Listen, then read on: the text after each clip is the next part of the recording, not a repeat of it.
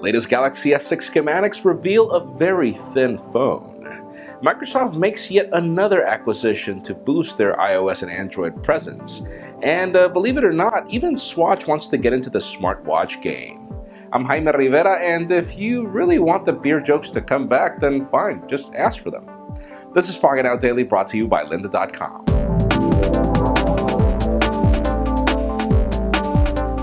The official news today continues to be interesting as Microsoft continues to invest in companies to boost their presence in iOS and Android. And I say this mainly because of the company's acquisition of Acompli. They acquired the company and then they built all that into their Outlook application. And now the company has invested apparently $100 million in Sunrise Calendar, which is a decent application. It's got a really cool calendar design and everything. It's not the greatest thing on earth. I've seen cooler, like for example Pocket Informant, but yeah, they just invested that amount of money in Sunrise Calendar, and let's see what they build it into. And hopefully that does include a Windows Phone alternative.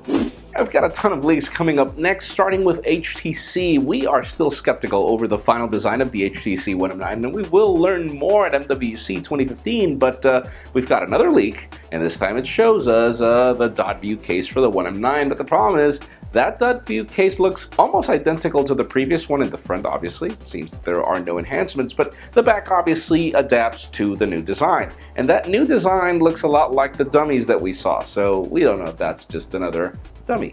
And if you've wanted to get your hands on Android 5.0 Lollipop on your current Galaxy S5, well, there are some very interesting rumors going around at Reddit that you could just go to any Best Buy, look for a Samsung experience consultant, and they will gladly install Lollipop on your smartphone in the United States, doesn't matter what carrier, and they'll do so manually. The only condition is that you don't have to have a rooted phone. And in the case of Galaxy phones, it's just so difficult to root them and to install other ROMs with the whole Knox thing, then I'm sure a lot of you are currently in the status, so visit your Best Buy. What have you got to lose?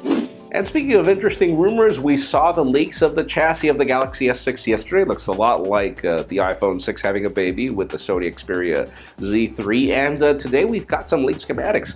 And these schematics are the ones that are based for some cases that are already in the market. You know the way this goes. And yeah, the design is pretty much what we saw in the leaks, and actually it's not a bad design at all. There is a protruding camera, but it doesn't look bad at all. And yeah, this seemed like the Galaxy S6 will be more minimalistic than ever before. Really hot, actually. We'll see what we get at MWC.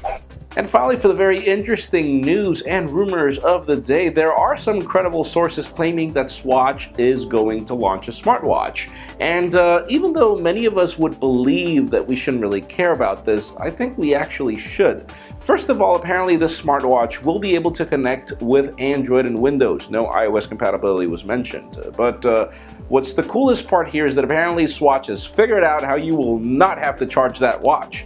And if that is true, it doesn't really matter what kind of display we get on that thing or what type of notifications we get. As long as the price is right, I'm sure that people will go crazy for a product like this because it'll be a smart watch, not really a smartphone fitted into a smaller chassis, which is really what we've wanted. And it leads me to the question of the day.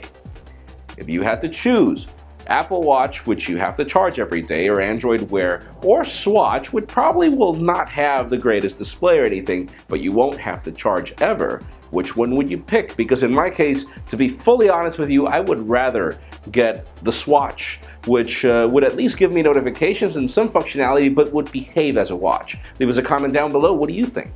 And folks, if you've ever want to learn the web design or how to become a pro in Adobe tools or even build a video like this one, there are thousands of awesome courses at our sponsor, lynda.com/pocketnow. That's lynda.com/pocketnow for a free 10-day trial. You also know the drill. If you want to get the news earlier before this video is filmed, make sure you follow us on Pocketnow.com and subscribe to our YouTube channel as well. You can follow me on Twitter, Jaime_Rivera. Please give this video a thumbs up if you like what you saw. I am Jaime Rivera. Thank you very much for watching. We will see you tomorrow.